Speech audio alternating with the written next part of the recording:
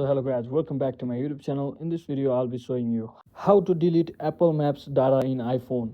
So first thing first, simply head over to your Maps application on your iPhone, and first thing what you can do is simply click on this profile section over here, and once you click on it you will be seeing this offline maps. If you have your data available, you can simply delete it from over here by simply clicking on it, and it will ask you to delete the file data and simply click on OK. But if it's not available for you, just like in my case, so what you can do is simply head over to settings and onto the general section, and once you're inside the general section, simply click on this iPhone storage option. Once you click on it, just click on show all, which will show your maps, and simply click on your maps.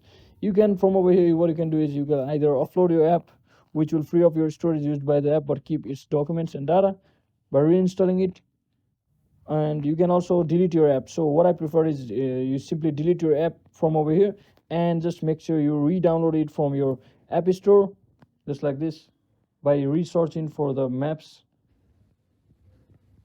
from over here. And that's it guys, that should fix your issue, that should delete your Apple Maps data.